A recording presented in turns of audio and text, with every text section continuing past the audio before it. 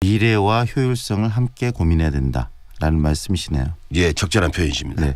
그리고 이런 경제 이야기 좀 나눠봤고요. 방금 이야기할 때도 생태 이야기도 하셨는데 이 광주의 생태는 이 공원 일몰제 문제하고도 연동돼 있을 것 같아요. 왜냐하면 그만큼 생태 도시를 만들기 위해서는 자연적인 것, 그다음에 녹색적인 어떤 지역들이 많이 있어야 된다고 생각되는데 광주시 공원 일몰제도 굉장히 갈등의 구조 속에 있습니다. 그 문제에 대한 입장은 어떠신가요? 이건 정말 부끄러운 일입니다. 우리 광주시 행정의 민낯을 드러내는 것인데 공원 일몰제라는 것이 이제 2020년 네. 앞으로 2년 남았죠. 네. 이제는 사유재산권 침해를 방지하기 위해서 그동안에 도시계획상 이렇게 공원으로 묶어져 있던 게 풀어진단 말이죠. 이걸 그렇다면 20년 전부터 시 재정을 통해서 그 부지를 매입을 했었어야죠. 그럼 역대에서 전부 뒷짐을 지고 있었어요. 네. 특례 조항으로 이게 우선 민간이 개발을 하고 공원을 개발해서 30%는 뭐 자기들이 쓰고 개발하고 70%는 공원 부지로 기부 체납하겠다. 네. 자, 간단하게 생각을 해보십시다. 풍암동에 있는 풍암저수지 있잖아요. 네. 그게 중앙공원인데 거기를 30% 개발하면은 개발업자는 어떻게 하겠습니까? 30층 40층짜리 고층 아파트 집니다. 이게 모두 아파트 수비되는 거예요. 모든 네. 공원이. 네. 야, 이건 큰일 날 일입니다. 그래서 우선 우리가 열섬 현상도 대구보다 높았거든요. 네네. 서울보다 미세먼지가 높았었어요.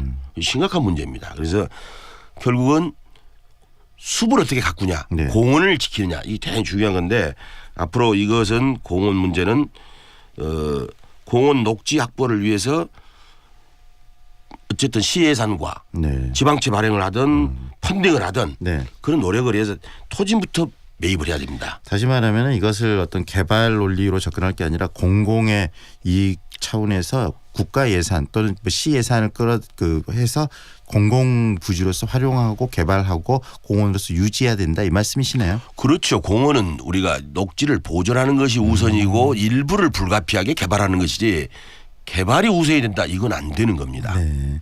지금 공원 일몰제에 대해서 앞으로 그래서 광주시 시장으로서 굉장히 뭐 어떤 분이 되시든지 고민을 좀 많이 해야 될 부분이 아닐까 싶고요.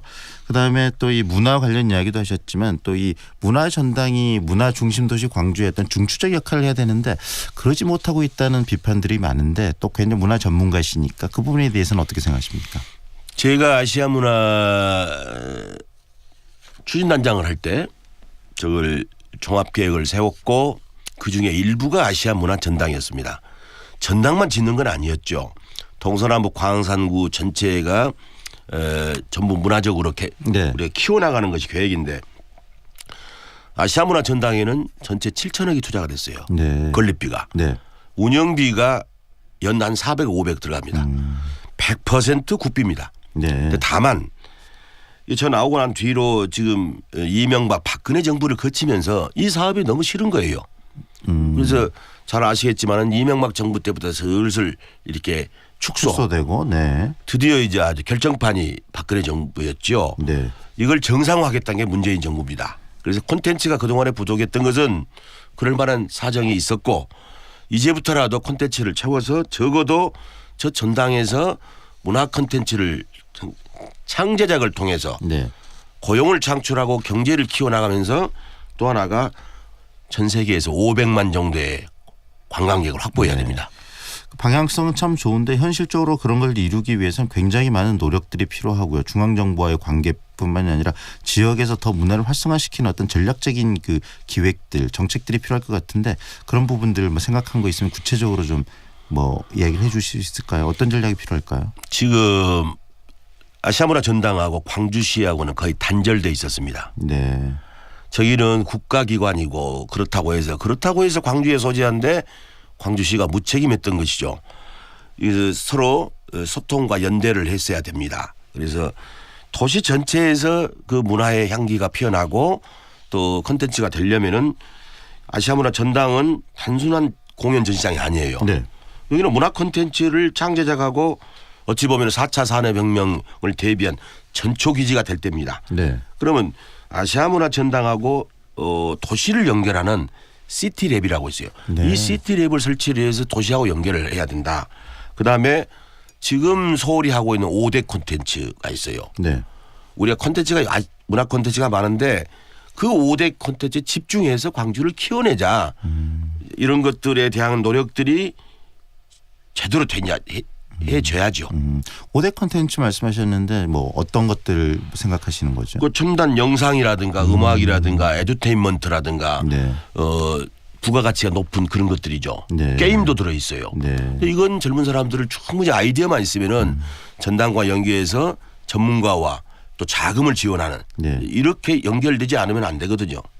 다시 말하면 미래형 콘텐츠, 미래형 문화 콘텐츠를 생산하는 전진 기조로서의 전당의 역할이 필요하다는 말씀이시네요. 맞습니다. 네. 예. 그러기 위해서 특히 광주시 그리고 전당 간의 유기적 관계 중요할 것이고 앞으로는 또 어떤 분이 시장이 되시든지 그 일은 꼭 해야 된다는 말씀이시고요. 제가 되면은 제일 적임자죠. 네, 알겠습니다. 그리고 이 더불어민주당 지금 현재 상황도 좀 이야기를 듣고 싶은데요. 시장 경선 과정에서 뭐 당원 명부 유출 또 문재인 대통령 뭐 격려 덕담 발언 이런 걸 가지고 좀 굉장히 좀 논쟁도 좀 있었는데 그런 부분들 보시면서 생각들이 좀 있으셨을 것 같아요. 당내 경선인데 서로 지금 이렇게 그 뭐 고소고발이 되고 정말 이건 바람직하지 않다고 봅니다. 지금 7사람이 나와 있는데 네. 우리가 선수 아니에요? 심판이 아니거든요. 네. 선수가 선수한테 너는 부적격이다. 이건 바람직하지 않죠.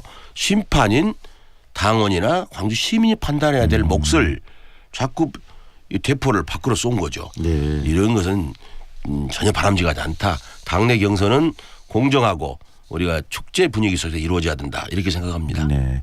더불어서 최근에 이 미투 운동이 우리 또 사회 운동화되고 확산되면서 정치인들에게 굉장히 이제 더 높은 도덕성을 요구하는 사회가 돼가고 있지 않습니까?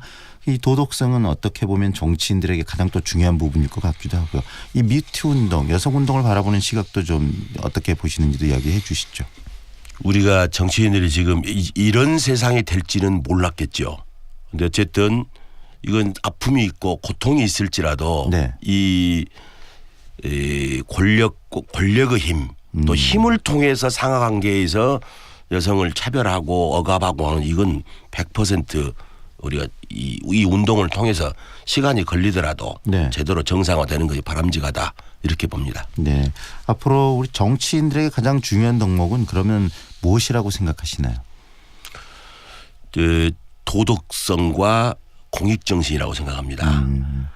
출세를 위해서 자기 출세를 위해서 물론 뭐 그런 게 없는 사람이 있겠습니까만은 적어도 이 세상에 태어나서 내가 이걸 세상을 이렇게 바꿔보겠다는 공익정신 공공정신이 굉장히 중요한데 그 근간에 도덕성이 없으면 불가능하다 이렇게 봅니다. 결국 공익정신이라는 것은 사회의 큰 흐름 대의에 자기의 뜻을 맞추는 그런 힘 그런 어떤 의지를 말하는 거 아니겠습니까? 그렇죠. 예. 네. 이렇게 이야기들 쭉 많은 이야기들 해오셨는데 결국 우리 이병훈 후보께서 지향하는 광주의 모습이 창조 메이커의 도시라고 그 이야기를 하신다고 들었습니다. 관련해서 이제 시간도 얼마 남지 않았는데요. 광주 시민들께 과연 우리 이병훈 후보가 그리는 광주의 미래, 광주시장이 만약 되신다면 어떤 광주를 어떤 방식으로 이끌어 가실지에 대해서 이야기 좀 해 주시죠. 지금 금년이 굉장히 중요한 해입니다. 금년에 지방선거 때 헌법 개정을 통해서 지방 분권을 강화시키는 것이 될 것이고 우리가 4차 산업혁명이 거의 무릎까지 차올라 있어요. 세상이 엄청 변하고 있는데 광주는 그동안 그 이명박 박근혜 정부를 거치면서 외로운 섬처럼 돼 있었고 또 광주가 지닌 특성은 굉장히 정치적이지만은 굉장히 폐쇄적인 구조를 가지고 있었어요. 네. 이 도시가 창조적인 도시로 되기 위해서는 개방적이고 포용 정신이 대단히 필요하다. 네. 그래서 광주는 무엇보다도 경제적으로 풍요롭고 문화적으로 풍성한 도시를 만들 수 있는 구조가 돼 있어요. 네. 이걸 잘 결합시키고 소통하고 이렇게 하게 되면 가능한데 이걸 잘 결집하는 심부름꾼이 누구냐 지휘자가 누구냐 이게 굉장히 중요한 변수라고 생각합니다. 네. 그래서 앞으로 제가 그 일을 맡게 된다면 정말 잘할 수 있겠다. 열심히 하겠다. 이런 말씀을 드립니다. 네. 이렇게 바쁘신데 또 스튜디오에 직접 나오셔서 청취자들과 함께 소통해 주셔서 감사합니다. 오늘 여기까지 듣겠습니다. 예, 감사합니다. 지금까지 6.13 지방선거 광주시장 후보죠. 더불어민주당 이병훈 예비 후보와 이야기 나눴습니다.